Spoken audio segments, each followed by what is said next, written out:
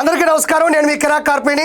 2019 నుంచి 2024 ముఖ్యమంత్రిగా జగన్మోహన్ రెడ్డి ఉన్నప్పుడు పవిత్రమైనటువంటి తిరుమల తిరుపతి దేవస్థానాన్ని ఎంత అపవిత్రం చేశాడో నేను ప్రత్యేకంగా చెప్పనక్కర్లేదు. అప్పట్లో నాసిరకమైన అన్నదానం కావచ్చు, కల్తైనటువంటి లడ్డు ప్రసాదం కావచ్చు, ఓంకార నాదాలు వినబడకుండా పూజల్ని ఎలా బ్లాక్మెయిల్ చేశాడో కూడా నేను ప్రత్యేకంగా చెప్పనక్కర్లేదు. అయితే అప్పట్లో పరకామణి డబ్బులు లెక్కించేటువంటి స్థలంలో రవికుమార్ అనే వ్యక్తి నోట్లు దొంగతనం చేయడం జరిగింది. దాన్ని నిఘా పెట్టినటువంటి, దాన్ని పట్టుకున్నటువంటి assistant vigilance security officer YV Satish Kumar గారు దాన్ని పట్టించడం జరిగింది. అయితే అప్పట్లో దాన్ని బయటికి రానియకుండా కూడా లోక్ అదాలత్లో కేసు కొట్టించడం జరిగింది. మామూలుగా అది చిన్న చితక కేసు కాదు, కానీ ప్రభుత్వం వాళ్ళ చేతుల్లో ఉండడం వల్ల లోక్ అదాలత్లో చిన్న కేసులు కొట్టిస్తారు చూడండి, అలా కేసు కొట్టించడం జరిగింది. ఆ తర్వాత కూటమి ప్రభుత్వం అధికారంలోకి వచ్చిన తర్వాత వైవి సతీష్ కుమార్ ఇచ్చినటువంటి ఆ యొక్క బలమైనటువంటి ఆధారాలు, నిరూపణలతో కూడినటువంటి మాటలతో వెంటనే కూడా దాని మీద ఒక బృందాన్ని ఏర్పాటు చేయడం జరిగింది అధికారికంగా. అయితే ఇప్పుడు ఆ కేసు నడుస్తూ ఉంది. అది ప్రూవ్ అయితే ఖచ్చితంగా పెద్ద శిక్ష పడే అవకాశం కూడా ఉంది. దానికి భయపడినటువంటి వైఎస్ జగన్మోహన్ రెడ్డి రీసెంట్గా నిన్న ప్రెస్ మీట్ పెట్టుతూ ఏం మాట్లాడుతున్నాడో ఒకసారి చూడండి.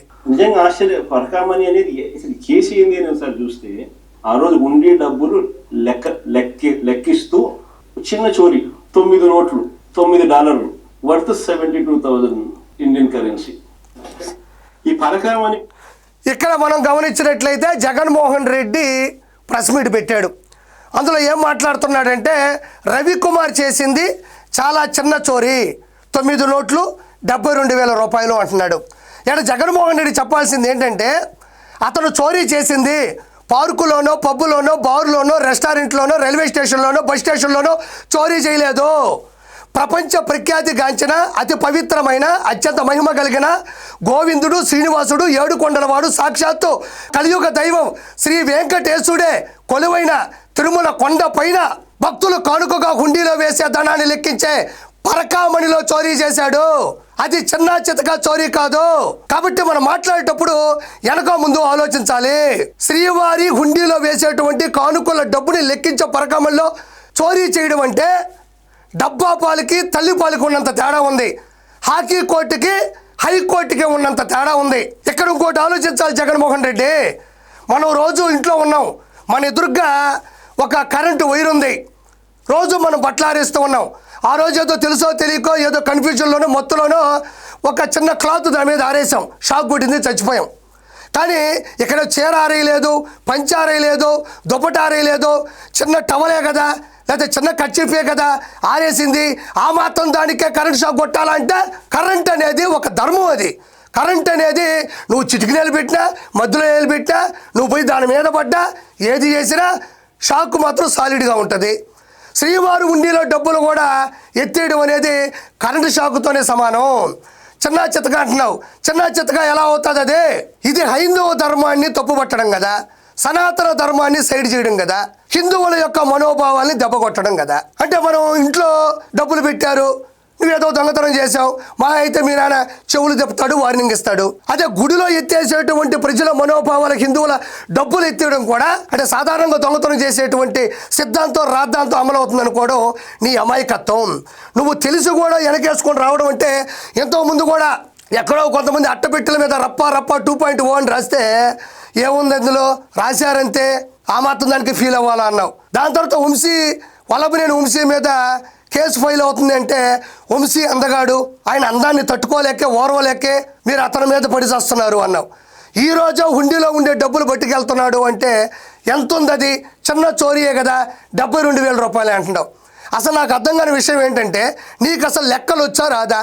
నీలాంటి వ్యక్తిని ఈ ఆంధ్ర రాష్ట్రం ఒకసారి ముఖ్యమంత్రిగా ఎలా అవకాశం ఇచ్చిందని మిగతా రాష్ట్రాలు మాట్లాడుకునేటువంటి పరిస్థితికి ఈరోజు నువ్వు దిగజారిపోయినావు.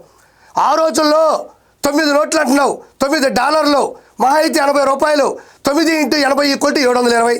పోనీ ఈరోజు డాలర్ విలువ $89.88 అంటే $810. $72,000 ఎక్కడొచ్చిందో ఈరోజు నేను సూటిగా ప్రశ్నిస్తుండా. $9 విలువ $72,000 ఉండే ఇంకొక దేశం ఏదైనా ఉందా? లేకపోతే అలాంటి డాలర్ని తయారు చేసి $9 విలువ $72,000 తయారు చేసేటువంటి నిత్యానంద స్వామి ఎలా అయితే సొంతంగా ఒక దీవుని ఏర్పాటు చేసుకున్నాడో, అలానే నువ్వు కూడా ఒక దీవుని ఏర్పాటు చేసుకొని అక్కడ $9 విలువ 72,000 రూపాయలు తయారు చేసావు అనేది ఈరోజు ప్రశ్నిస్తున్నారు జనాలు.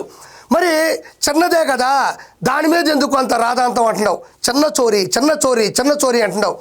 మరి తోటా చంద్రయ్య గారు ఆయన ఇంటి ముందు ఆయన ఆరాధ్య దైవం ఎన్టీ రామారావు గారి విగ్రహాన్ని ప్రతిష్ఠించుకున్నాడు. పీకేస్తే పోయేదానికి పీకెందుకు కోసావు? చిన్న విషయమే కదా, పీకేస్తే పోయేదానికి. పీకేయడం కూడా తప్పే, మనోభావాలు దెబ్బతీయడమే. ఆయనేమో నీ ఇంటి ముందు పెట్టలా, ఆయన ఇంటి ముందు పెట్టుకున్నాడు. దానికి నువ్వు తట్టుకోలేక పీకేస్తే పోయేదానికి పీక కోసావు. అమర్నాథ్ గౌడ్ తన సొంత అక్క మీద ర్యాగింగ్ చేస్తున్నారని అడిగాడు, ఆపించేస్తే పోయేదానికి అతని ఆయువుని ఆపేశారు మీరు. అదేవిధంగా డాక్టర్ సుధాకర్ గారు మాస్కులు లేవు సార్, ప్రాణాలు పోతున్నాయి, దయచేసి మాస్కులు ఇవ్వండి అన్నాడు. మాస్కులు ఇస్తే పోయేదానికి అతని ప్రాణాలనే తీసేశారు మీరు. ప్రాణాలు పోతున్నాయి మాస్కులు ఇవ్వకపోతే అంటే నిజంగానే ప్రాణాలు తీసేశారు. ఇక్కడ ప్రశ్నించిన వాళ్ళు కానీ ఇక్కడ అడిగిన వాళ్ళు కానీ చిన్న చిన్న అంశాల మీదే కదా ప్రశ్నించారు. మరి చిన్న చిన్నవి అన్నప్పుడు వాళ్ళ ప్రాణాలు ఎందుకు తీసావు? నీ దృష్టిలో సొంత చెల్లి పసుపు చీర కట్టుకుందని క్యారెక్టర్ అసాసినేషన్ చేయడం చిన్న విషయం కావచ్చేమో. సొంత తల్లిని కోర్టు మెట్లకి లాగడం నీకు చిన్న విషయం ఏమో. బాగోగులు చెప్పే బాబాయిని పైకి పంపించడం నీకు చాలా చిన్న విషయం ఏమో. కానీ శ్రీవారి హుండీలో ఉండేటువంటి డబ్బులు లెక్కబెట్టే పరకామల్లో ఉండేటువంటి ధనాన్ని పక్కన పెట్టడం చిన్న విషయం కాదు.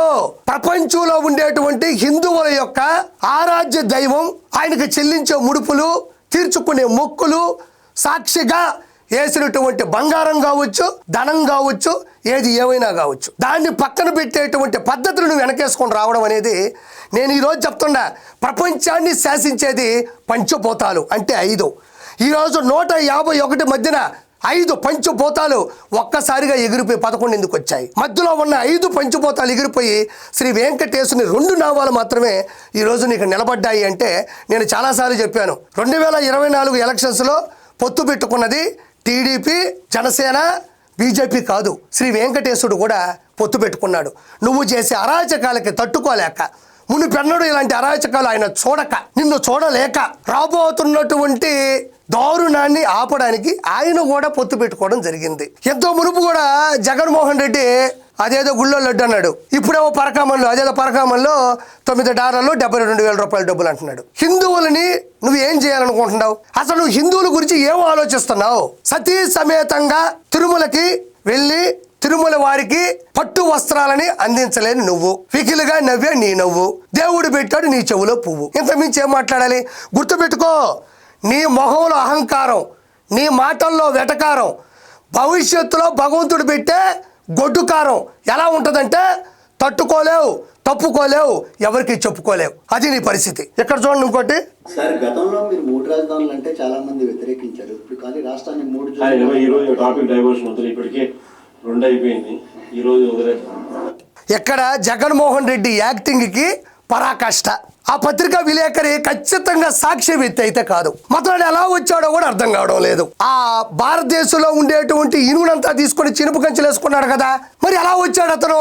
నాకు ఆశ్చర్యంగా ఉంది. నాకు ఆశ్చర్యకరమైన విషయం ఏంటంటే, ఈ పత్రికా విలేకరి ఇతను ముందుకు ఎలా వచ్చాడు? వాళ్ళోళ్ళు అయితే ఆ క్వశ్చన్ అడగరు.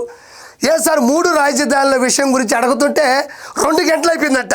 నాకు వచ్చిన ఆశ్చర్యకరమైన విషయం ఏంటంటే, ఆయన 2 గంటలు అంటున్నాడు, కానీ ఒరిజినల్గా ప్రెస్ మీట్ ఎప్పుడు పెడతాడు?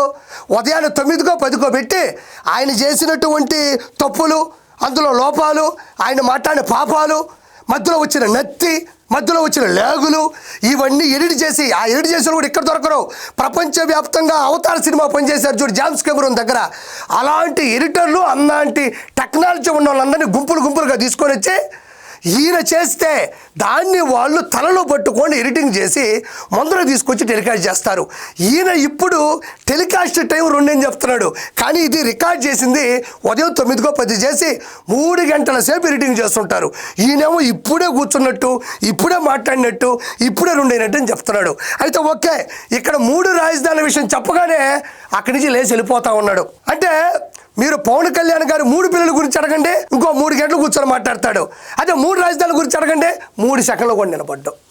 ఎందుకంటే చట్టబద్ధంగా ఆంధ్రప్రదేశ్కి అమరావతి రాజధాని రాబోతుంది. చట్టబద్ధంగా అంటే భవిష్యత్తులో ఇంకెవరైనా వచ్చినా, ఎవరో రారు, రానున్న 15 సంవత్సరాల కూటమి ఉంటుంది. ఎవరు ఎప్పుడు ఎక్కడ ఎలా వచ్చినా కూడా అమరావతి రాజధాని దిశగానే డెవలప్మెంట్ జరగాలి. అమరావతి రాజధానికి సంబంధించిన పనులే మొదలెట్టాలి. దానికి ఇంపార్టెన్స్ ఇవ్వాలి. దాన్ని ఇంప్లిమెంట్ చేయాలి. చట్టబద్ధంగా అమరావతి రాజధాని అనేటువంటి జీవో పాస్ అవబోతా ఉంది. ఈయన మాట్లాడితేనేమో డైవర్షన్ టాపిక్ అంటాడు. మరి పవన్ కళ్యాణ్ గారు వీళ్ళు మాట్లాడితేనేమో డైవర్షన్ పాలిటిక్స్ అంటాడు. నీ దాకా వచ్చే టైంకి డైవర్షన్ టాపిక్స్ అయిందా? వాళ్ళు మాట్లాడితే మాత్రం డైవర్షన్ పాలిటిక్స్ అయిపోయింది అంటున్నాడు. కాబట్టి జగన్మోహన్ రెడ్డి ఒకటి గుర్తుపెట్టుకో, నీ మతాన్ని ప్రేమించు, ఎదుటి మతాన్ని గౌరవించు. ఫైనల్గా ఒకటే, కులాలు వేరైనా మూలాలు ఒకటే, మతాలు వేరైనా మమతలు ఒకటే, భాషలు వేరైనా భావాలు ఒకటే, మరణాన్ని జయించలేని మనుషులంతా ఒకటే. గుర్తుపెట్టుకో. Good bye.